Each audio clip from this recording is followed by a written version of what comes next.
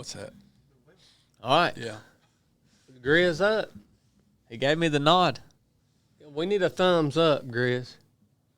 Okay. There it is. Got a geriatric running the geriatric tech guy. Well, we got Grizz on the computer. We was talking about him this morning. He's the elder in here. You know, it's kind of nice to have him around to give the yay or nay on all these discussions that we have. Yeah. He's doing good. You know, he is. He's doing good. I want to talk real quick about back when you was in middle school and your nipples inverted. Yeah, I was fat when I was in middle school. Yeah. You know how when kids get fat, their nipples flop over? Prolapse. Well, you said they turned inverted. Inside. Now you're saying flop over. Yeah. You seen fat people, like fat kids especially. Yeah, I was fat in middle school, man.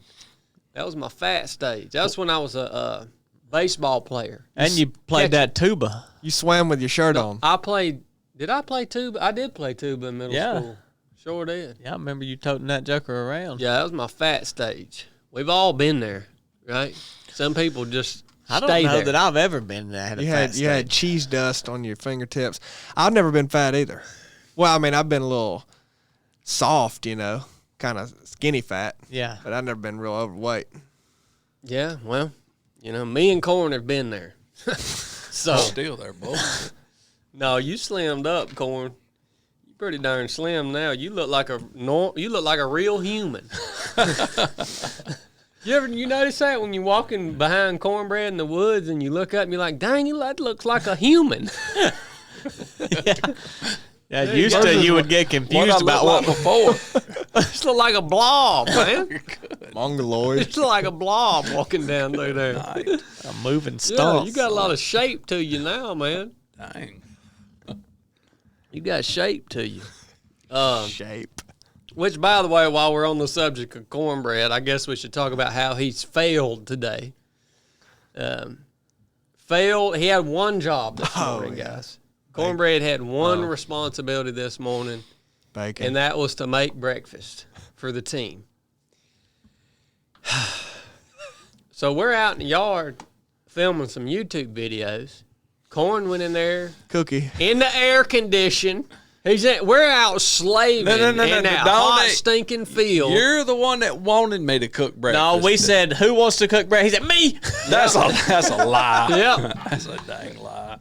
We did our run this morning, and I had to yell at him. I had to yell at Cornbread right off the rip this morning on the run, didn't I? Because I knowed what he was going to do. Because, you know, Corn, he don't run the same pace as me and Chili run. So what he does when we do these runs, Duh. when we do these runs, we get out ahead of him, and then he just sandbags it back there. You know, I know what he's doing. He's like, well, I'm just gonna walk it in. So I had to yell at him right off the rip this morning. I said, look, Cornbread, you got to get back and cook this dang breakfast now. Put out on this run, okay? Just because I'm not watching you doesn't mean you can sandbag. That's a load of bull crap. So I had to motivate him right off the rip. He did do well on the run. He wasn't far behind us. And No, he ran 400 meters in 2 seconds. Yeah. What's up with that? Some type of glitch. what kind of watch do you wear, Corn? What is that? Apple Watch. That's an Apple Watch. Yeah. Okay. We get back. All right. Corn goes in there in the air condition. He's cooking breakfast, you know, like a woman. We're out in the yard slaving over a YouTube video. Chili disappears. Now, let's talk about Chili while we're here. I went to go because crap. we start the YouTube video, and Chili says, I have to go poo. He leaves, and he doesn't show back up again until breakfast is ready. He comes out. I thought that was a little odd. Like, oh, wow, you know, you took the entire time to doo-doo. We've been out here filming. Most of the time. I crapped for a while, and then me and Corn got to talking about, about how that's supposed to be what women do. Also, apparently, I crapped in the toilet that I'm not supposed to at your house. Yeah, there's remnants in there when I went to pee. Yeah, Corn told me when I crapped in that hallway bathroom, he said, Brooke told me not to crap in there No, if you're a guest, you can crap in there. Well, I'm a guest. Yeah. That's I can't crap in that Well, she said bathroom. we couldn't either. Yeah, she told me to use that middling. Oh, for real? Yeah. That's the one I use. Somebody's been wearing that thing out. So Hey, that joker's rough, boy. well, I used that middling twice today. I use the forbidden guest toilet. I Yeah, crap y'all where I can want use to. that. That's the guest toilet. I Yeah. crap in the floor if Me I too. want to. Right on Brooke the seat. makes some rules, don't she? I'm not a buy. I'm tired of playing by all these games. I'm sick of playing these games. What kind of games? But, Games. hold on. We're not there yet. Because I walk in after slaving over these videos and Chili comes out and rings the breakfast bell. We walk inside and I get in the garage and it smells like somebody has cooked a mess of flapjacks. And I thought, Like Saskatchewan. all right, well, that gone, corn. He went out. Canadian gold, son. He went over the top. That joker has not only made bacon, eggs, toast, but he has cooked us a mess of pancakes. And I walk up in there, there ain't no pancakes. This joker has gotten a pack of bacon that is drenched in some sort of maple flavoring. And the whole house smelled like a maple syrup. He said, it said real wood on it. Yeah. Well, did it not? But look, I confront him about buying maple bacon, which is terrible, by the way. I thought it was good. It's unedible, nearly. I fed most of mine to my dog. Okay, it's unedible. And I confront him about it, and he tries to deny it. It's like the whole house smells like maple. How can you deny it? That's real wood smell. So I had to go dig through the trash, find the pack, and brought it out. And sure, it said real wood with maple flavoring. Yeah, I didn't see the maple part. It's terrible. It was terrible. It was Corn. good to me. You did good on the eggs, though. But Well, not even mention he wasn't done like Chili said he was when we got in there. He still had another batch of you got eggs a whole to nother cook. pan of eggs to cook. Yeah, he was done with the first half. Yeah, So he did them in stages. You know why they were better? Is he did them in stages. You can't put too many eggs in a pan at one time. No, yeah, can't. you're right. Really, if you try to do 20 eggs at once, You got to do it in chapters. Is that how many you cooked? 20? 18? whatever. 16. I told you to cook. I cooked 16. I told you to cook 16. He cooked however many you told him to cook. That's how many he cooked. 16. Yeah, that's what I.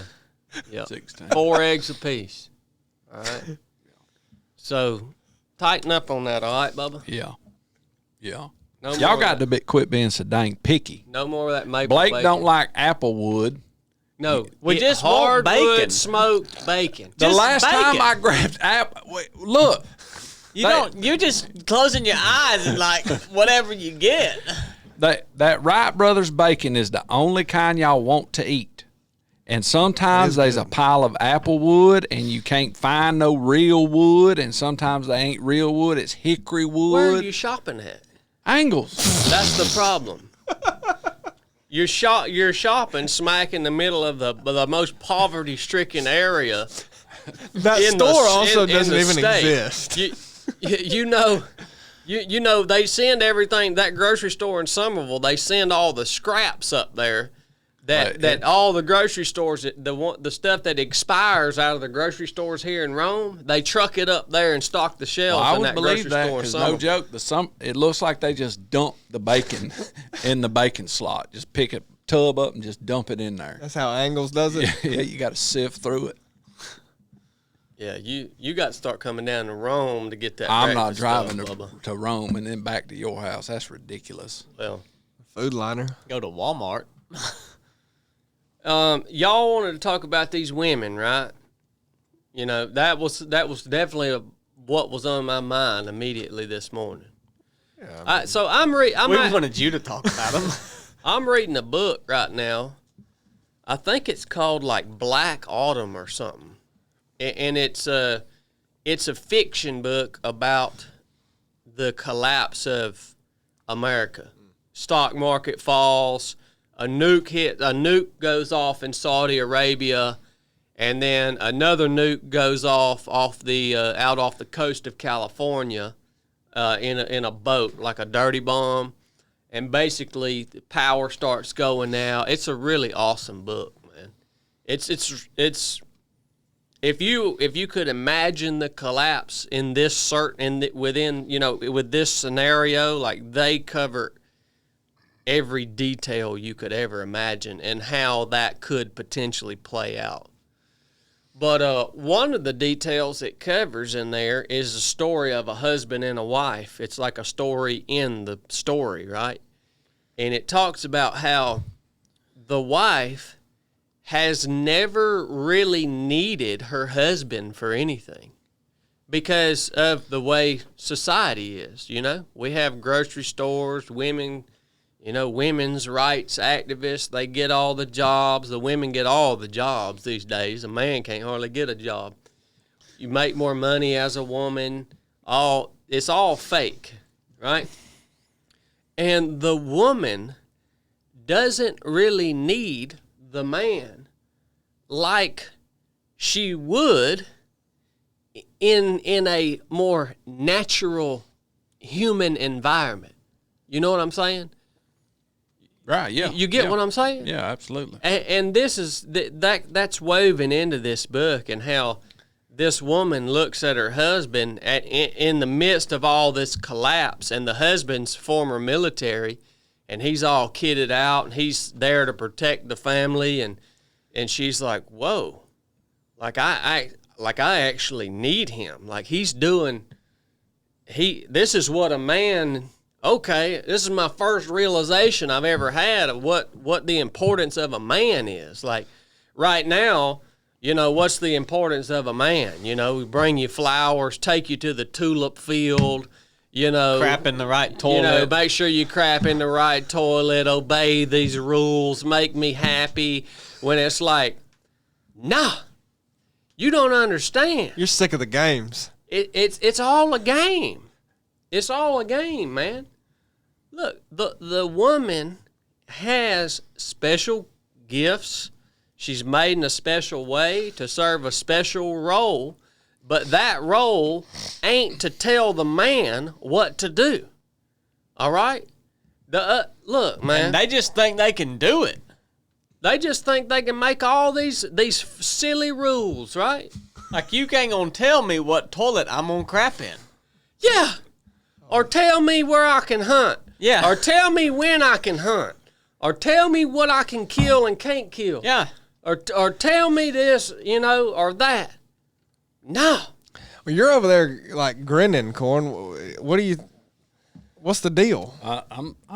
I'm following along, bud. No, stop that. I'm You following took along. issue with something. What was it? No, I ain't took issue with nothing. I'm making you comment. No, I ain't took issue. No, with you're nothing. gonna comment. What do you think? Women need to stop, don't they? Oh yeah. I mean, yeah. I ain't got nothing You've to add always to been it. that way, ain't you? Yeah. Mess around and get the pimp hand. Beatrice, listen to this today. But you half the reason things are the way they are is because the men that are out here today couldn't even fill the role that they're supposed to fill, even if they had to. They'd fill a woman's role just fine. Yeah, I mean that's the thing. Let's say all this collapses, 90% of you wives out there, they're gonna look at the husband in the midst of the collapse, and they're gonna say, "Holy crap, he ain't good for nothing." Nothing but getting vulnerable. Yeah. He ain't good. They didn't teach you nothing at your men's group, man. He ain't good for nothing. That's what would happen most of the time. It's the man's responsibility to know how to provide, to know how to kill, to know how to hunt, to know how to protect, to know how to fight. That's all the stuff that the man should be able to do. All right? And a lot of y'all listening to this, you ask yourself, do I know how to clean a squirrel? Do I know how to skin a deer? Can I shoot? Can I fight? Can I defend my family? Can I do the things that I was created to do as a man if I actually had to do it? You be honest with yourself. Nah. You ain't never gutted or skinned a squirrel. You ain't never killed nothing. You ain't never fought nobody. You ain't never done nothing. But sit back down, you little computer, right? You freaking turd, man. That's half the reason these women try to running all over everybody, because some of them about have to. You know, these women, they gotta feel all the. You know, I hear men all the time complaining about their women not having a job, not working. What's wrong with you, man? That ain't her responsibility to have to stinking work. That's your responsibility to get out there and get after it, man. What the crap's wrong with you? Now, I understand. If you're the one doing all the work, you women ought not just be sitting at home doing nothing. You know, she ought to be raising kids. She ought to be, you know, taking care of the home, doing the things, pots and pans. You know, doing the things that she's good at. You know, she ought to, you know, her not working ain't an excuse for her to go shopping all day. Okay? But I hear husbands all the time complaining that their wives don't work. What the crap? What? She ain't supposed to work.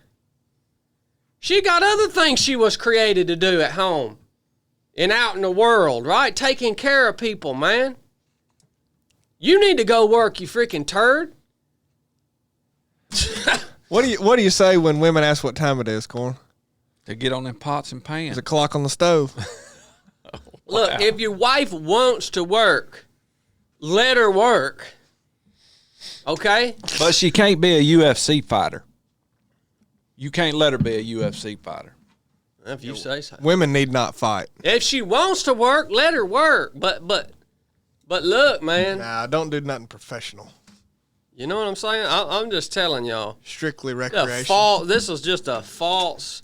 This is a facade of a world. So if they want to work, you ought to let them work. No, Corn told me the other day, he said they should not work. Or should you lead them into the home I'm job? going to tell you, they'd be happier. If they work? No, if they didn't work and they actually did what God created them uniquely to do. Corn told me it's unbecoming of a woman if she plays tennis. That's what you allowed, That Bo. was a direct quote. So we got to get the fact from the elder on this. That's true. We got to get the thumbs up or thumbs down for the elder on this. Elder Paris James. James. Should women work or not? Not okay. James says women should not work. Paris James, he agrees with us on that. He's retiring mom too this year. Any other questions to clear that up on with Paris James?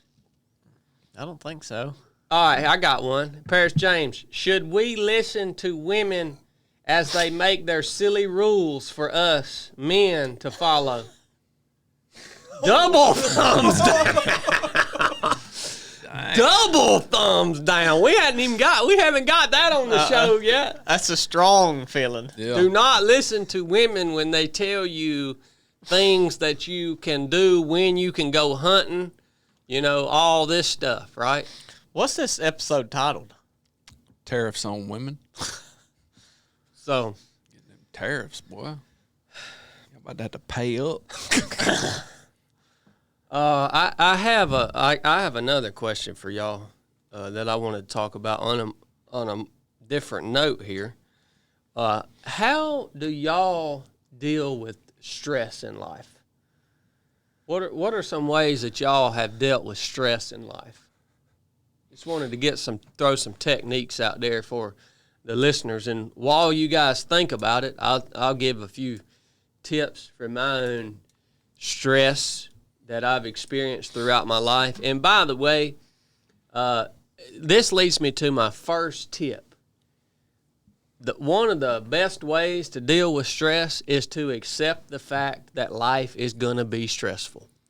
The more that you are trying to seek this spot in life where you just feel good all the time, the more you imagine that is a possibility to just get to a place where you don't have to worry, you don't have to feel anxiety, you don't have to feel stress, you just feel good all the time. The more you think that is a possibility, the more miserable you're going to be.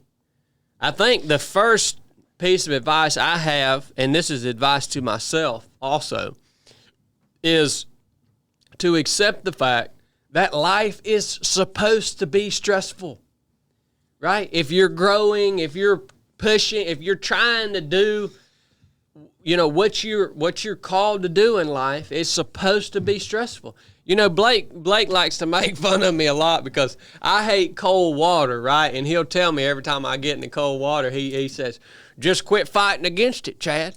Just quit fighting. Just let it pass through you, right? Because that was something I used to talk about, how when they put you in that cold water in buds, the more you fought against the fact that you were freezing cold, the more you thought about it, the more you let it get in your head, and the more you dwelled on it as you was laying in that cold water, the worse it got. But if you could just get to the point where you said, okay, this is my reality right now. Yep, it's cold. And that's it.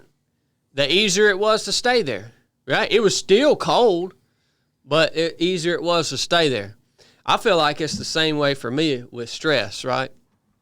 So that's my first piece of advice is accept the fact that life is stressful for everybody. And there's no such thing as this myth of homeostasis and always being happy, and all the stuff you hear on the podcast these days on how you can follow the right protocol and take the right supplements and do the right drugs and get the right sleep and eat the right food and all, to feel good all the time. Bunch of freaking bull crap. Ain't happening. Don't believe that. All right?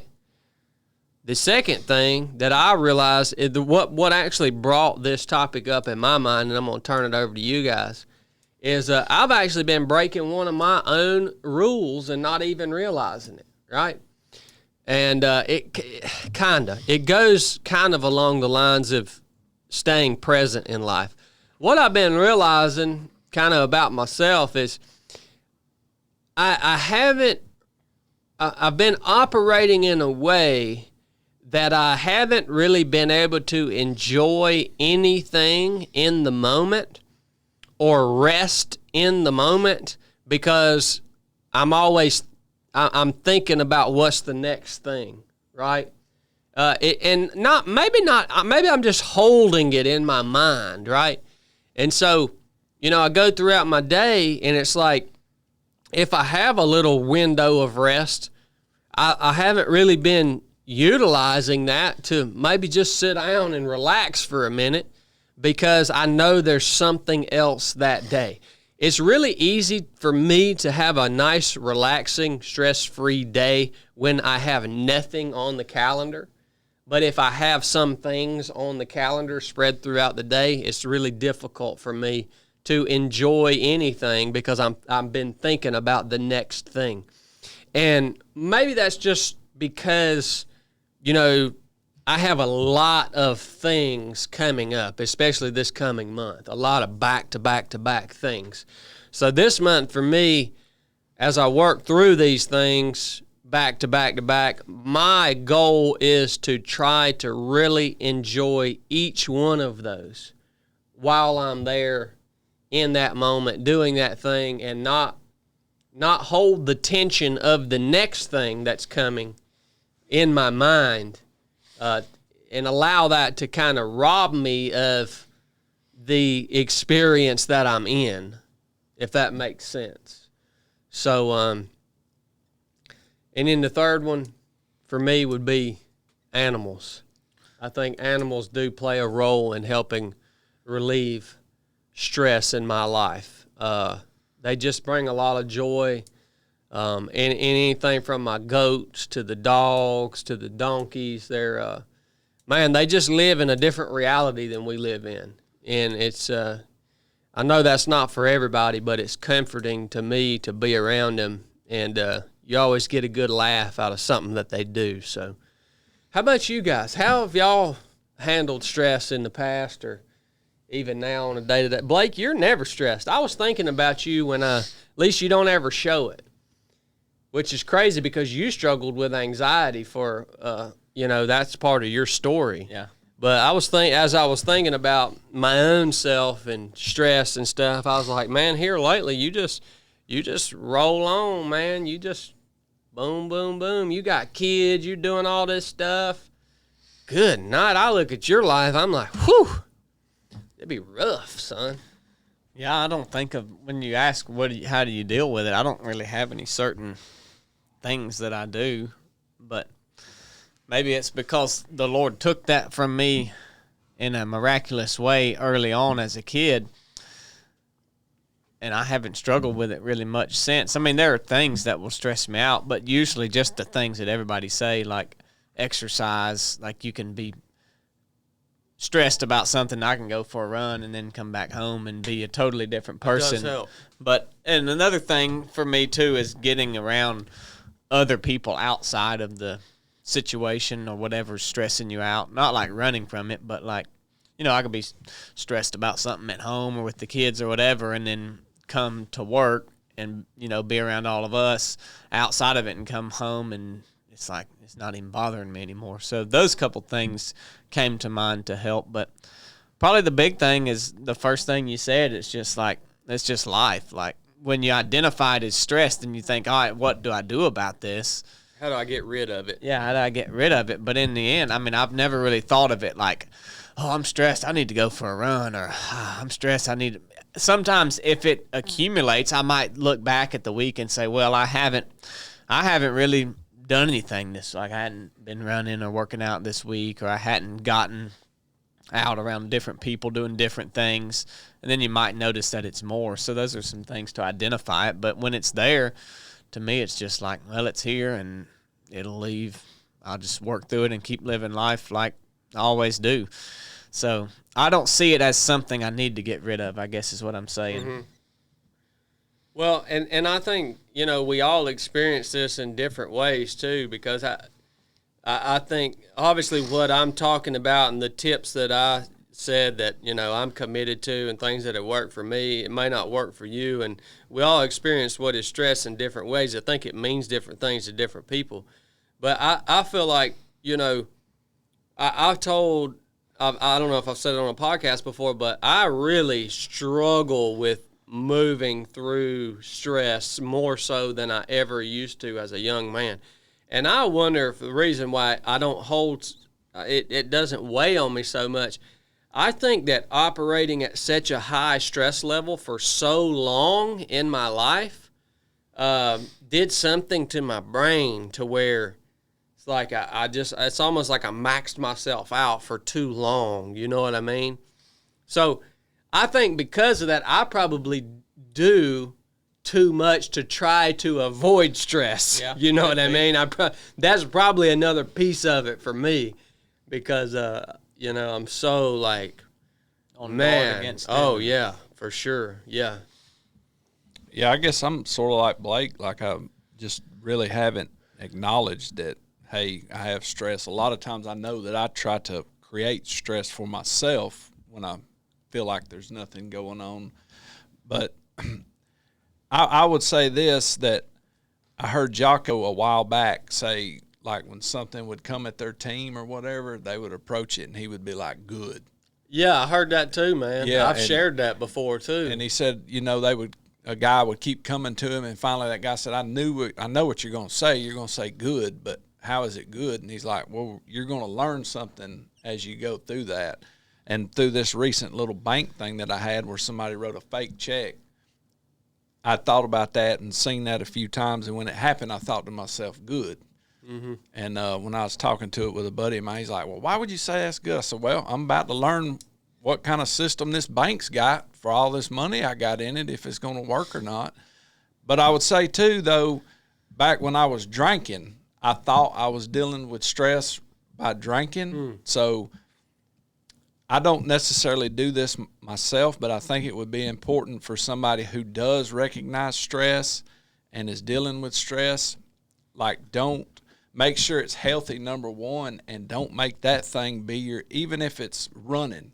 Like, don't say, oh, my gosh, I got to run to get rid of this stress. Yeah, because then ultimately that creates stress when you can't run, exactly. when you don't get your run in, right? Yeah, and because it's sort of tit for tat with the drinking. If you didn't think you could get a beer and you just had to run, I would assume it would probably be the same thing if it ain't healthy, even though it's perceived as something healthy. I agree, yeah. I think I've been there before with my fitness for sure, thinking that if I wasn't able to get my run in or get my workout in, it was just automatically going to be a terrible day. You know what I mean? Right. And, yeah, that's not a healthy place to be for sure. So, you got anything on this, Chill Man? No. I mean, I think it's like most things that nothing applies to everybody. Yeah. So it's hard to even say. I mean, I know you could say what you do to de-stress, but I don't really intentionally do anything to de-stress. I mean, not intentionally, and even if I did, it might help a few people, but you just kind of have to find that for yourself. Like you say, you like getting around animals to de-stress you. Like that would not work for me. Yeah. I mean, they don't really stress me out, but I don't like being around.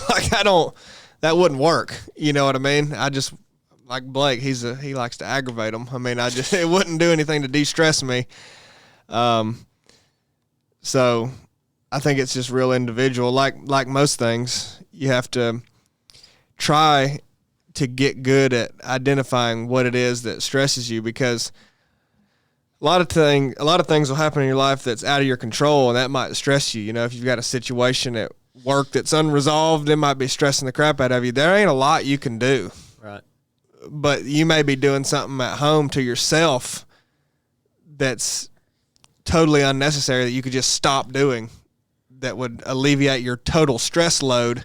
And just cutting out something in your life that's adding stress can help you deal with the stressful thing that you have no control over. Yeah. You know what I mean? I think you're so right about that. And I think that looking at that in like a practical example that I've noticed in my life, when my house is clean, I experience less stress. Now, I don't clean my house to avoid stress. Again, I'm not like that's I because then I would be obsessive and actually stress about my house being unclean. But man, if my gear's like packing for this Ultima Haul trip, for instance, my gear is spread over the four winds because I haven't been, backcountry, backpacking in so long. And it's been so stressful trying to I'm like, this is just a process that should have been 4 hours long that's taken me 3 days because I have to I spend 2 hours trying to find one thing. You know what I mean? And so the practical, what you just said, is like I've experienced that too. If my crap's in order, my space is clean, I feel like I have less stress, or I'm able to deal with the other stressors in life to a higher degree. Yeah, I think totally different things will stress each individual. Getting around animals will stress some people. Getting around animals will help alleviate stress for others. So it's just everybody's so different with that. But I do think that there's some true things about stress that are universal, and that is that everybody has a capacity of what they can kind of handle. Like kind of a top end about you tip over much more stress than this right here, and it's just like a catastrophe. Mm-hmm. And that's going to be a different level for everybody, but I think everybody does kind of have that level. So I think everybody's probably dealing with some stress that they're putting on themselves totally unnecessarily. They could just cut it out. Literally just, with me in the past obsessing about running, that may mean like stop running for a week. Like, I don't know what it looks like. Just stop doing it. And then, there's maybe something that you're dealing with that you can't handle. So a way to deal with that thing you can't handle is to free up some of that capacity you have. I really think that's kind of the most good strategy, the simplest way to actually do it instead of trying to come up with some technique or something, you know. Yeah, some way to handle the amount of stress that you can't handle. Like, right. You know, you got turkey season here, you trying to turkey hunt, you know, and you're trying to work, and you're trying to, you know, I'm trying to do all kind of other things. Eventually, you got to cut one of them out. Cut something out, yeah. Yeah, I agree with you. I think that you can increase your capacity for stressful things in life. Yeah, it's not a fixed. Yeah, you can increase that capacity just through, you know, bumping up on that limit, and then it forces you to pull back, right? Mm-hmm. But then you kind of aren't so scared of going back to that limit again. You know what I mean? Yeah. So, yeah, just figured it's a stressful life, so I wanted to touch on that and just have a short conversation about that. And I want to hear what Patreon had for us, too, this week, CB. Do we got a good one this week? We had a good one last week, man. Well, this one I think is fitting for what you got going on. You should have had that pulled up already, by the way. Well, I did, and then y'all pitched a fit to get off your phone, so it went back. This is from Lake Van Loo. Lake Van Loo. What kind of training is Chad planning for the Yukon 1000? Lake Van Loo. He said, Well, I guess we should first say what the Yukon 1000 is for the listeners, because not everybody knows. The Yukon 1000 is the longest kayaking race in the world. It's on, well, the name kind of gives it away. It's on the Yukon River, and the Yukon River is in, part of it's in Alaska, and then part of it is in Canada in what they call the Yukon Territory. So it kind of flows from east to west. So we'll start in Canada. We'll paddle down the Yukon River for 1,000 miles, completely unsupported. Now, a lot of people don't understand what unsupported means. That means you cannot even pull off the river in the one town that you go by, which is Dawson City, and resupply. You can't resupply. You can't have any sort of two-way communication. You have to have everything that you have in the boat, everything that you need in the boat, and you can't receive any sort of communication from outside, and you can't communicate with anybody from you to them, right? So it's a lot different than most people think of unsupported as self-supported. Like, whatever we have to get, we can, as long as we get it on our own terms, you know, we're good. But unsupported means truly you're out there with what you have, and that's it, all right? So that's the Yukon 1000 kind of in a nutshell, which, by the way, First Form is doing an entire full-feature documentary film on this race, mainly highlighting, I really want the film to highlight my teammate's story, David Charbonnet, because my teammate for this, David Charbonnet, I went through SEAL training with David. He's been on the podcast before a long, long time ago, but he had a skydiving accident shortly after we got to our SEAL team, and he broke his back and has been paralyzed from the waist down since then. But he has continued as just an amazing human being after going through some struggles, obviously. But me and him are doing the race together. You have to do it with a teammate. You can't do it solo. It has to be with one teammate. So we'll be in a tandem boat together. And how am I training for it, man?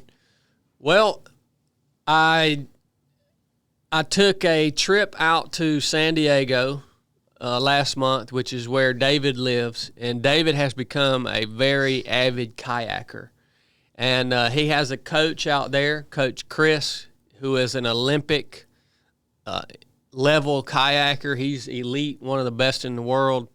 And I spent a week in San Diego with David and with his coach, Coach Chris, learning the technique of paddling, which I think is probably the most important part of completing this race, is knowing how to paddle the boat. Paddling seems like common sense. You just move the paddle, right? No. There's a lot more that goes into paddling. An efficient paddle stroke that can be replicated hundreds of thousands of times, over the course of a week. There's a lot more that goes into that than what you think. And so that week in San Diego was critical for me in terms of training for this race. It wasn't about pushing myself physically, building muscle. It wasn't about any of that. It was about technique, and that was it. Nothing else. So I feel squared away on that. That was last month. This coming month, we are doing what we call our final training exercise, which we are going to paddle 140 miles on a river here in Georgia. And we're going to do it unsupported with full kit. Everything that we're going to take out there for the Yukon on race day, we're going to play it like it's real. All right, so we're going to be out there for about 3 days doing that. That's going to force us to we've done the technique. Now we have to work through how do we pack the boat, how do we get on and off the boat, how do we set up camp, all those efficiencies, all those standard operating procedures, right? What's our break interval on the water? Are we going to stop for lunch? Are we going to eat lunch on the boat? Can we cook on the boat? Well, how much water do we need? How much food are we consuming each day with this given activity? Like, there's so much complexity to it. And there's no way to learn this stuff except for just going out there and doing it, right? So the final training exercise will be this month. And most people think, like, what are you doing in terms of training? They're probably asking that question from a fitness perspective, right? So for this particular race, I think the most important thing is core strength, and I've been working some core strength stuff, but that's like the most important specific thing I can tell you. The most important thing for this race is simply just showing up healthy. Like, no pulled muscles, no injuries. You're not not being overweight, but like, this is so much different than running, right? Because running is so much a cardiovascular load, and you need to train all these intervals and stuff. But this race is just a slow. It's an all day pace, right? So I'm not worried about my breathing. I'm not worried about building. I'm not sprint paddling. If this was a sprint paddle, I'd be worried about strength, pure power, being able to put power into that paddle. No, I ain't worried about none of that. I just want to be able to I want to take care of myself between now and then, in the sense of stay generally healthy, still do my runs, do a little strength training once a week, eat good food, try to get decent sleep, stay as healthy as I can, and show up with a strong, healthy body, and that's it. If you can do that, you're gonna get through the race if you have all the other mechanics figured out in terms of backcountry skills and navigation and all that skill stuff.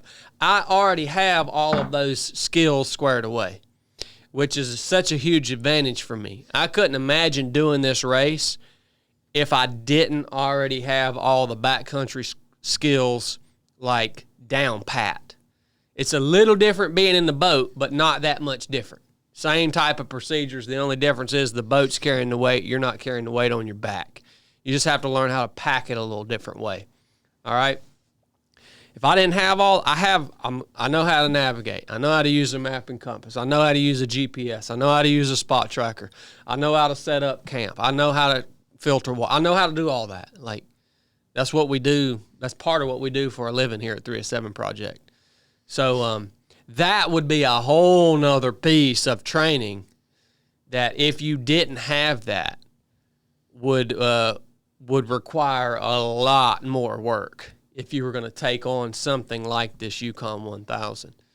So that's an overview. A week learning technique, staying generally healthy. I've done a few paddles on my own out here, but nothing crazy.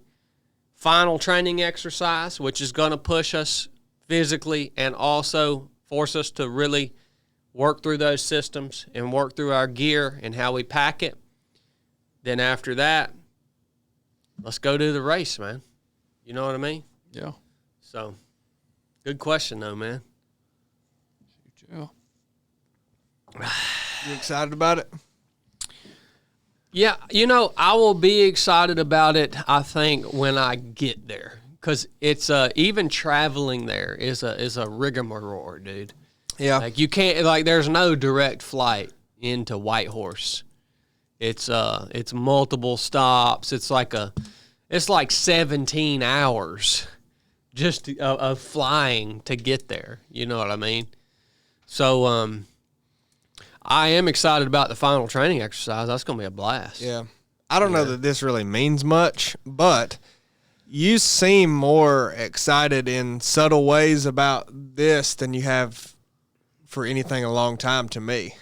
So that's cool. I mean, I'm glad. Yeah, that for me is because I'm getting to do it with David. You know what I mean? That's really what it is. I mean, that's what makes this so unique, you know? Yeah. Yeah, watching him kind of have to, you know, think through the pieces. And this will be the first time he's left his wheelchair, since he's been paralyzed. So we're not bringing a wheelchair with us because it'd be useless out there anyways on a sandbar somewhere, you know what I mean? So we don't plan to bring that with us. That's a big deal, man. Like, I can't even begin to think about what that would feel like, you know? Yeah. So, good question. Thank you, Patreon.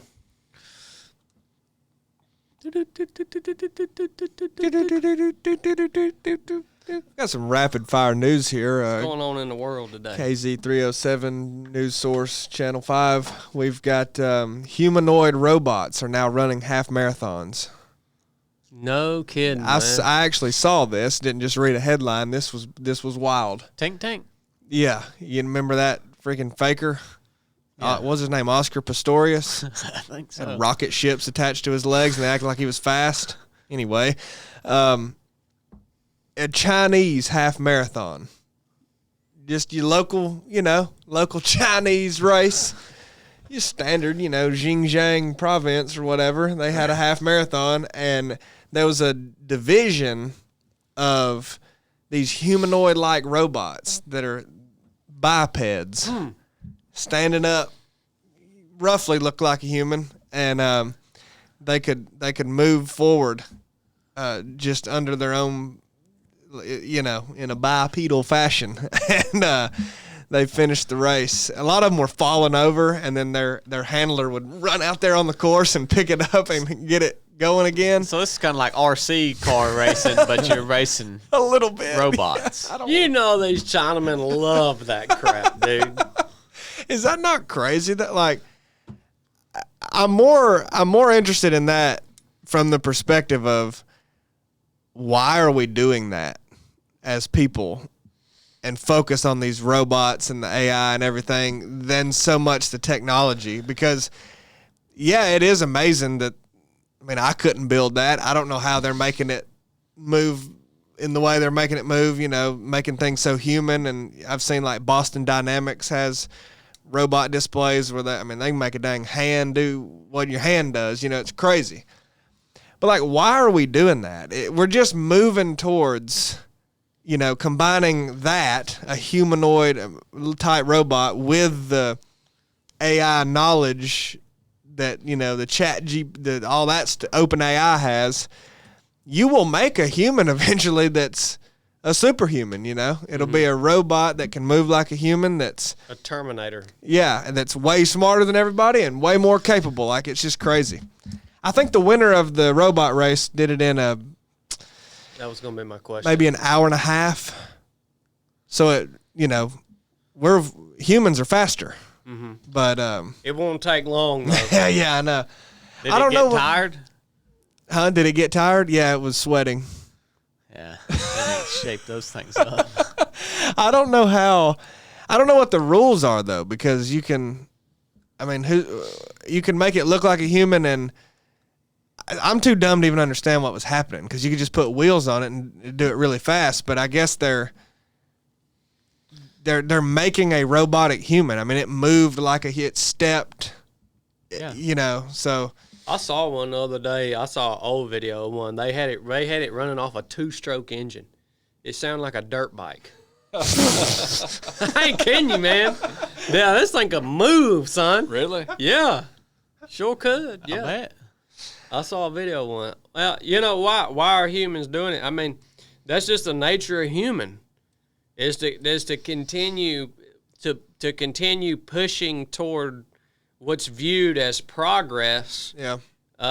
With no consideration for repercussions. Like, that's just the nature of human. I don't know what in our nature drives us as a species to do that. But like Something does. yes, there's something innate in I don't say all humans, but enough humans to keep them driving towards what is next. You know, I'm to the point in my life where maybe I'm just an old dinosaur now, but like I am intentionally rejecting new technology with the vehicles I drive, the watches that I wear, you know, as much as I possibly can, and still maybe not as much as I possibly can, but Yeah. you know, and It's- still yeah. function regularly in life. Pretty crude weather station. Yeah, Well, the thing about that is the more it engrosses the aspects of your life that are currently untouched by those new technologies, you absolutely cannot get away from it. Like you can't totally reject them, because once systems are in place that implement a lot of this artificial intelligence and everything, there's no way you're going to get around it. well, yeah, it will I get to mean, that point. Yeah, You know, you're right. that's the crazy thing. I You're mean, right. They leave it leaves people with no choice. Yeah.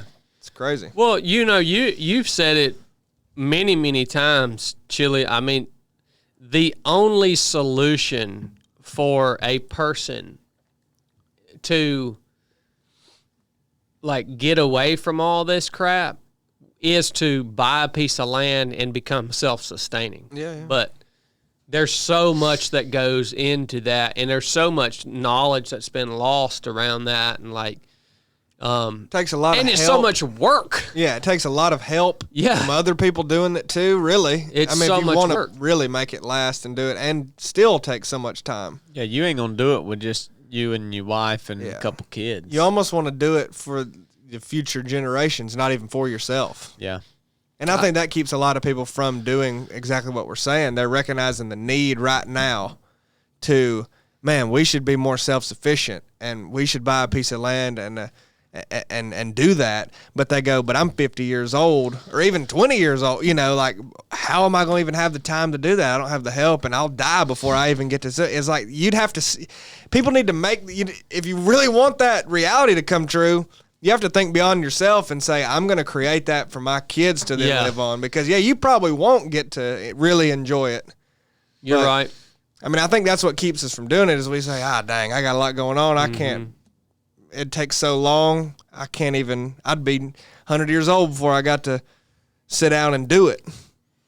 So You asked it, your foundational question was, why does human keep doing, like, why do we keep pushing toward creating these new technologies and AI and humanoid robots and all this stuff, right? It made me think of something, man. We're like, okay, there's something innate in human that makes them want to keep driving forward toward the next technology. And it just made me think, you know, when we read in Scripture, I think you can make a good argument that there is something innate in human that makes human want to be God or want to be like God, right? I think that, foundationally, the first man and woman, that was really what led them to rebel against God in the Garden of Eden, is they wanted the knowledge that God possessed. Yeah. And then you also look at the other things like the Tower of Babel, and you look at all these technologies and stuff, and it's like we want to be like God, like we want to create something, a being. You know what I mean? Do you think there's a connection with that to the use of the drugs in today's world? Because I mean, a lot of the tech billionaires that take whatever these drugs are and say, I want to be enlightened. Yeah. And like they're seeking knowledge, but they're basically seeking the secrets of the universe that they're hoping maybe through a combination of those drugs and whatever, maybe even artificial intelligence, like you can kind of grab onto something that is exclusive to you, the secrets of the universe that other people don't have, that maybe you can obtain if you have enough money, if you have enough power, if you have enough special knowledge received from psychedelics or something. I don't know. I think that all goes together. Yeah, I agree. It does. I think there's a weird link between artificial intelligence and psychedelic drugs. We've talked about both things in the past, but I don't know that we've ever talked about them together.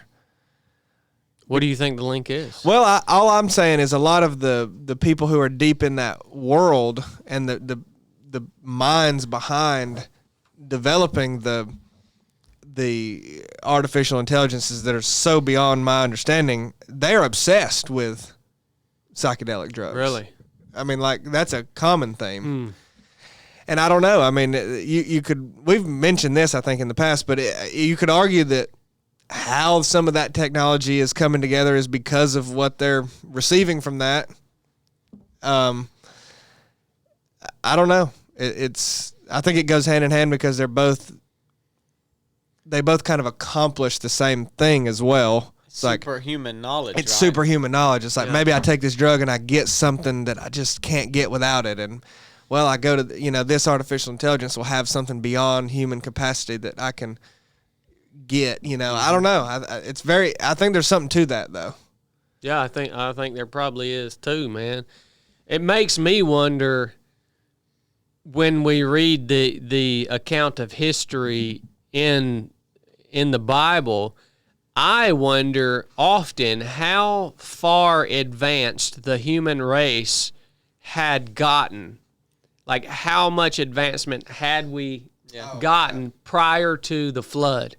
Like, when the whole deal with the Nephilim and all this stuff was going on, and they were they were men of renown, right? These beings who were visiting with man and actually even reproducing with human.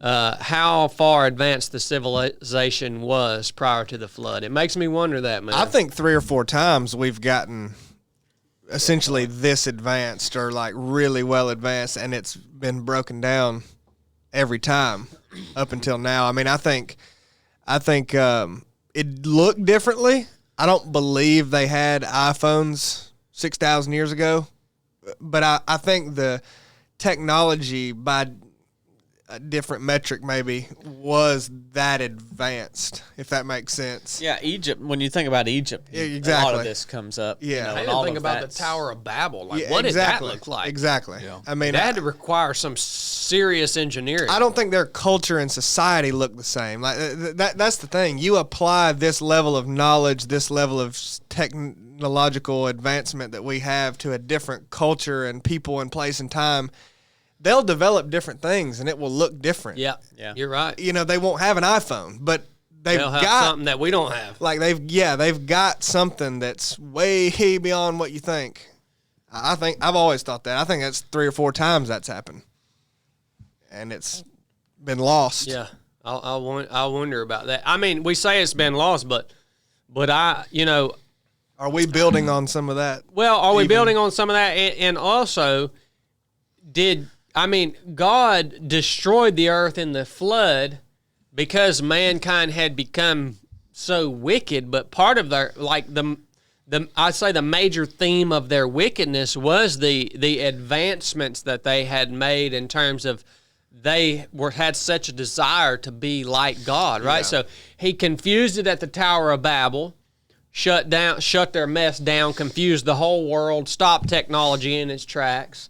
He reset it all at the flood. He if we want to look at the Egyptian culture as another advanced society, he stopped that when he pulled all of their entire force of slave labor, delivered them out of the land of Egypt. That whole empire fell. It's almost like he's stopped it, or he's reset it so many times, because I think simply just to accomplish his plan for humanity, and because he's long suffering with man, he knows and obviously has foreknown that if it doesn't get stopped at these certain points, man will eventually destroy himself. That's something that I've said so many times. It amazes me that human has not went extinct. Yeah. It's a miracle. Especially when we've developed a way to do it and just sit on it. Yeah. Like, that's real crazy. Yeah. You would think that what would keep us from doing that is that we don't have the ability. We have the ability. Yeah. That is really when it's crazy that we haven't done it. When you think that we can. It's a miracle. It's a testament to the plan of the Almighty that human hasn't went extinct. I mean, have you ever done any, listen to any podcast or any research about the Ark of the Covenant? That was a wild device. Yeah. I mean, that thing, when you read the biblical accounts of what they were able to do with the Ark of the Covenant, wild, man. You want to talk about technology, yeah, quote unquote, which we know the Almighty had. The Almighty was the power behind that device, but that's a wild thing, man, and nobody knows where it went. That's a weird thing. That's weird. Doesn't somebody claim to have it? Yeah, a couple different people have made claims. Yeah, a couple groups and stuff has claimed to have it, but right there in the Vatican. Who was it that the Pope Francis tomb? Who was it that died when they they was toting it on that wagon? They shouldn't have been toting it that way. They had a rule of how it should be transported. It went to fall, and the guy reached out and touched it and killed him dead. Yeah. Yeah, I mean, like they destroyed whole armies with that thing. It could be wielded as a energy weapon. Yeah, strange. I mean, you would think somebody would have kept up with that thing. You'd think so, because it had the original tablets of the Ten Commandments in it. I think it had some of the manna in it. It had the rod of Aaron that budded. Yeah. In it. Yeah, they ought to have been a custody. But it log there. When you research it, the closest thing that you could relate it to in today in our technology is a nuclear device that was emitting radiation. Because like when the Israelites would camp, they had to store the Ark of the Covenant like miles away from their camp, right? Yeah, that's what happens when you don't plug the light in, Bubba. Continue, Bubba. So like a lot of the things that you read about it, it sounds like it was some sort of something that you could relate to a nuclear device that was capable of this massive amount of energy. It's cool, man. Yeah. It really is. I mean, which all the research on it is speculation, and it's simply trying to analyze and understand the biblical accounts of what the Israelites were able to do when they were in possession of this Ark of the Covenant. Yeah. Yeah, that's wild. Well, speaking of war and the potential for nuclear fighting, India has a nuclear weapon. No, I didn't know that. They do. I like Indians. Yeah. They do. You've done you could pass the Army test in India. Corn's 18% Indian. Hey, I got to pee real quick. 18.75. Anyway, I wanted you to talk about this, news correspondent Corn. I know you've got local news, but sometimes you come over to help with international news, and India and Pakistan are going to war. Really? Yeah, really. I didn't know that. Oh, that's not good. I didn't know that either. No. Like, they show enough firing it up. Really? That's not good. No, it ain't. India has a nuclear weapon, so, you well know the feud. Oh, yeah. I don't know what caused it all, But I do know that they bad against each you other. do know that young school children in Pakistan, Oh, yeah. yeah, Want to grow up and be pilots to destroy India. yeah, exactly. Well, Hold on, India and Pakistan are going to war? yeah, Pakistan has just claimed, breaking news, that it has credible intelligence India will strike within 36 hours. And when they do, it's on. So India and Pakistan have already been going back and forth with there's a ceasefire agreement, and Pakistan has been breaking it a little bit, crossing the line. Like, they're heating up big time. So very interesting. A lot of people thought that was much more stable than it appears to be now. Yeah. Chili, So- how many, do you know how many people are in the Indian army? Isn't it like, don't they have like a massive army? Yeah, there's over 1 billion people in India, and Yeah, they're stacked in there like cordwood, man. Nasty. Nasty as crap. Are they? You look at them down there on that Ganges River, son. Burning incense. Looking nasty, doo-dooing everywhere. Then they getting down there in that water, washing off in doo-doo water. Looking for a gas station. Wearing dots on their head. Nasty people, man. India has the largest standing army in the world by far, with 1.2 million active personnel oh my God. with another million reserve personnel. Good night. I mean, that is What's the U.S. got? massive. I don't know. So but what are they fussing about? Well, I don't really know. I mean, I know that Excuse my ignorance. Does India and Pakistan, they border. they share a border? Yeah, Okay. and I believe it has something to do with the border, but I'm really talking out of ignorance here.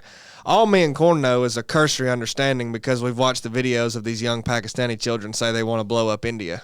We thought they were fun. Wow. We thought it was funny, but I don't really know what the feud is over. It's got to be land dispute, and India thinks it's their big brother, and Pakistan wants to reclaim territory. I think I don't really know. All I know is at that border, there's been back and forth involvement lately that's quickly escalating to the point that apparently India is going to strike and they're going to go to war if they do. So, Are we allied with both India and Pakistan?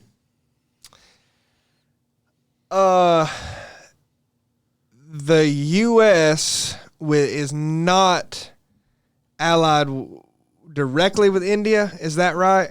I'm not sure. So Pakistan is more, I believe they are allied with Iran and the like. Does that sound wrong, Corn? You're the dang international You're news supposed to correspondent. have these answers, Corn. No, I'm not too sure on the whole who's allied with who between I'm India. trying to think about how if India and Pakistan goes to big war together, how that's going to affect me over here in the United States. Okay, are we about to? Would there be potential for us to send troops over there? You know what I'm saying? Like, I know a lot of crap is made in India. A lot of it's made in Pakistan too. Yeah, Yeah, true. A lot of stuff. So yeah, that is definitely the case. It says that U.S. India has a strategic partnership. Yeah, we're not founded directly on allied with shared them. values. Exactly. Including a commitment to democracy and Yeah. upholding the rules-based international. I like India. That's what I was trying to say. We don't have a direct Dirty, aren't they? Yeah, they're nasty. a direct alliance with them. It's more of what that's code for is if they get in trouble, we're not obligated to go help them. Yeah. But we like them. You know, that's what that's code for. Pakistan, apparently, speaking to my ignorance, apparently they emerged from India in 1947. Wow. That was all India. Okay. And then they became an independent nation state and member of the UN following 1947. And it says that Pakistan has been designated a major non-NATO ally. Yeah. So this is major non-NATO. So this is a Russia-Ukraine situation, really. Yeah.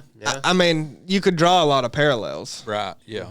To that situation. Yeah, but that's just a big deal. I mean, anytime a nuclear power is getting ready to go to war, that's, Yeah, that's a real big deal. You've got Russia, obviously a nuclear power, they're actively been at war with Ukraine. Now you're going to have India and Pakistan, China and Taiwan any minute. Yeah.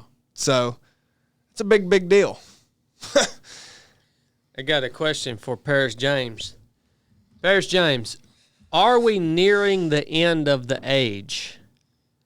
Thumbs up. Oh, wow. Just single thumb. There's double thumb. Paris James says that we are nearing the end of the age. And so, these wars and rumors of wars, I'm telling you, man. Yeah. I mean, left and right. You talking about, look, man, you talking about big players going to war, country on. Look, man, this ain't like the war we've been used to fighting over the last 20 years against these little terrorist networks. You're talking about country going against country. Like this is a different type of war. Yeah. You know what I mean? Right. Big. That's big. Dang, chill. Yeah, that's anyway. Local Appreciate news. you bringing that news to us today, man. Yeah. I need to stay up to date on that. It's kind of hard to follow that news, bub. So this DNR. Yeah, I'll tell you who can follow it. this story just come out today as well. 5 arrested in Walker County after I know about Walker County. on Highway 151 after a couple and their realtor flagged down the animal control to tell them about this house they just looked at. They just went to look at this house to buy. And inside this house was a dead ferret, a dead rabbit, and 2 dead goats outside. They went in to look at the house. The floors was covered in urine, feces caked up around in the different rooms. So Indians. the Walker County Sheriff's Office got a search warrant and went over there and hit the house and found those exact same things, all these animals living in these deplorable conditions.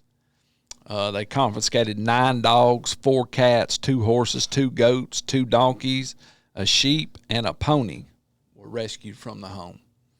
Listen, what is wrong with these people who can't take care of themselves and they take on all these animals? All 5 people were charged with 13 counts of animal cruelty apiece. It's a sickness. It's a mind sickness, man. But they can't take care of themselves or their kids, and then these same people have multiple animals, different types, and multiple of each type. Look, these people are inbred. Look, these people in Walker and Chattooga County are inbred. They're legitimately inbred. I mean, dude, go on up there. Fish lips. I guess they say it got inverted nipples. You fish-lipped inbred.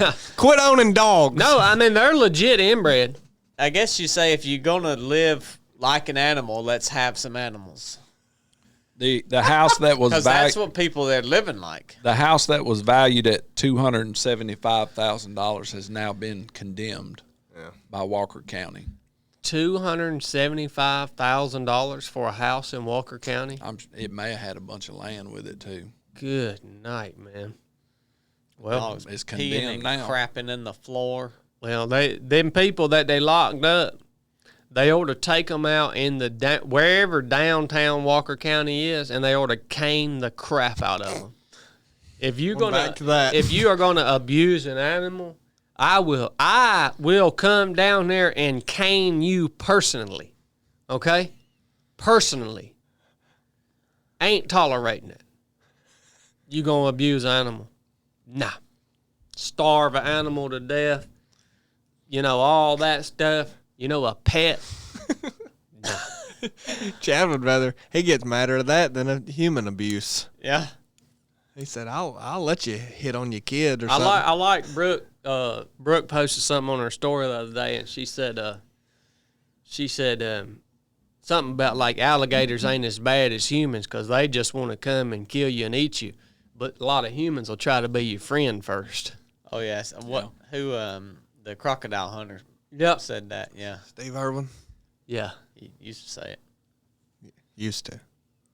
Well, that was a good show today, boys. Got super chat. Oh, yeah. Got Don't super forget chats Robert today. E. Lee. All right. Outstanding. A lot of good stuff covered. I didn't mean to take that from you there. It's all right, Bubba. A lot of good stuff covered on the show today for sure. Thank you, Paris James. All right. First, we got Marty Bingham here. Big man Marty. $4.99. I just watched Chad's new documentary. It's really good. You can't help but love the guy. Come back in at $4.99. Marty, hold on. What has happened to you, Marty? Since when did you decide to say something friendly about me, you old daggone geezer? Walking around in your overalls, geezing up everything, sloughing off your old skin on everybody, Geezing bleeding all over the place. You gonna come in here and say something nice about me? I don't appreciate that, Bubba. Come in here and give $5 and say something nice about me. You can go on somewhere with that, Marty Bingham. He come back in at $4.99. I bet he did. Said it's called Hollywood Seal Runs a Little Bit or something like that. You'll have to Google it. All right, that's more like the Marty I know. Then I was getting confused there for a minute. He come back in at $9.99. Said the next one is going to be called Goat Man Gets Lost on a Kayak. Stay tuned. The Goat Man. I've got a book about the OG Goat Man up in Somerville. Got a whole book about him. Hadn't read it yet. But. There's a goat man in Somerville? Yeah, you heard of him, Corn? Oh, yeah. He used to travel all over Northwest Georgia. Yeah. Local legend. You ever heard of goats on a roof? Is that what did they call him the Goat Man? Is that what To they the call best of my knowledge. Yeah.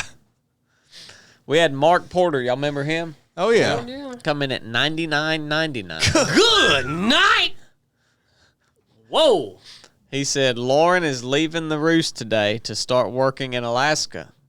At dinner last night, she brought up the ROP course as being something that has prepared her. I spent 18 years training her, and she brings up a 24-hour time in her life. I'm grateful for you guys. Praise the Lord. Yeah, she's a strong woman, man. She'll do well. She will do well. We had Travis Van S coming at $9.99. Travis. The turkey portals were thick this past weekend, but always fun hunting with my son. Being out in the woods and praying is a way I regulate stress. Yep. Well, Travis, you're going to up your turkey hunting game, man. I'm sick of seeing you be failing on these turkeys. Go kill a dang turkey. Gosh, dog, man. Y'all remember Alec Tincher? The turkey got the brain the size of a walnut. If you can't kill a turkey, that's telling you something about yourself. Got a brain the size of a walnut. You can't even kill a turkey. You got a pea brain. Anybody can't kill a turkey, got a pea brain. Y'all remember Alec Tincher? Yes. Yeah. He come in at $199.99. Good night! Son. No message.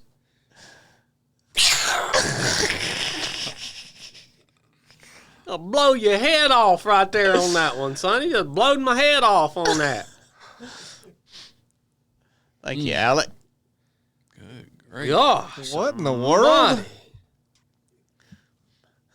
Jeez. I'm going to take a moment of silence. All right. Glades Dan coming at $19.99. Listen, That Glades, that sure does seem piddly after that $99.99. Piddly come in, $20 super chat. listening to this podcast relieves stress for me. This is for the tech guy. Keep holding it down, Parrish. Dang! Shoot. So he gave that super chat for Paris James? Yeah. God. Oh my gosh.